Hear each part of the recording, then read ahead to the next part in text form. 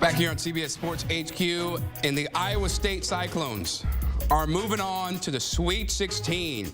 Thanks in part to Taman Lipsey, who had 15, 5, and 4. And Cyclones extend their tournament run over Washington State 67-56. They were relentless when it came to turning Washington State over.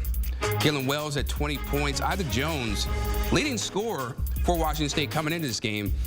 Only 8, did have 10 boards, but that defense of the Cyclones really locked down the Washington State Cougars, and now Iowa State moving on to the Sweet 16.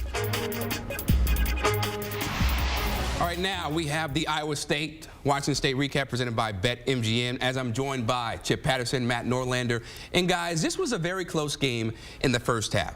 But towards the end of it, and then going into that second half, Iowa State really took it to another level. What did you see from Iowa State that allowed them to really take control of this game, Chip, and run away with it? Well, if you were to take out the really slow start that Iowa State had, it would have been an even larger win. I mean, this was something where once Iowa State was able to get comfortable, once they bounced back from missing all of their first 9 shots in this game, then all of a sudden they've dominated the rest of the way. You know, it was a difficult matchup for Washington State in their first round game. You know, they lean on Isaac Jones a lot, but he wasn't able really to get a post presence against this really strong Iowa State versatile defense. The ball pressure they create leads to turnovers. So it was always going to be difficult for the Cougars. They got a little bit of an open door because of the slow start for Iowa State, but the better team pulled away over the course of 40 minutes. Yeah, this was a situation where Wazoo had a nice opening, and if it was able to keep that going into halftime, I thought it would have had a better chance, but eventually, I mean, Iowa State's just going to pull you down. This defense is incredible.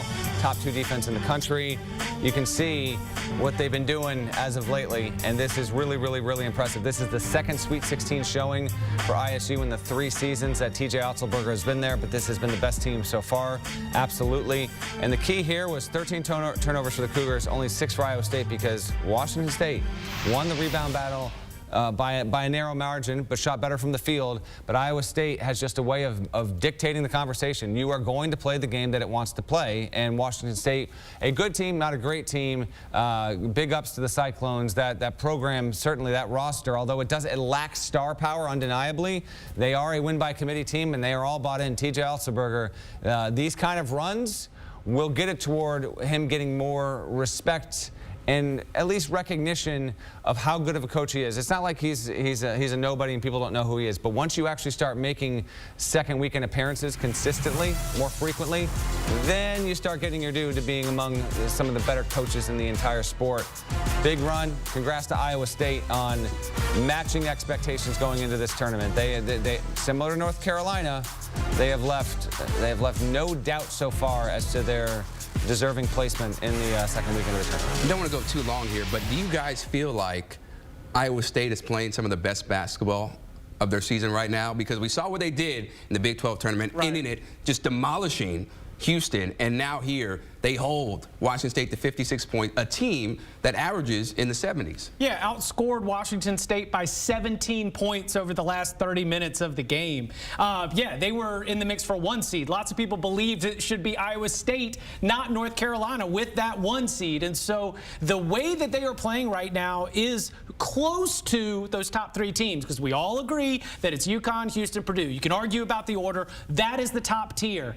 Iowa State's not there yet, because I do think they lack some of that individual playmaking star power that you would need. But they're at the top of that heap that's right below that top. No, they've been, just real quick on that, they've been playing as well as they've been playing all season, and because of that, they're among the 4 or 5 best performing teams in the entire sport right now. That's exactly right. Now, on the other side, quickly, Matt, with Kyle Smith's season, the head coach for Washington State, of course, what's next for him now that the Cougar season is no longer in? Well, credit to Kyle Smith and Cougars, 25-10, make the tournament for the first time since 2008. Not just that, they get a win. I mean, they get into the second round. That's really impressive here. Sources have indicated to me that Kyle Smith has been contacted by multiple high major vacancies, and at this point, we'll see what develops over the next few days. I think Stanford is the most likely landing spot. Washington State is going down to the WCC. The Pac-12, as we know it, is obviously be dissolving there.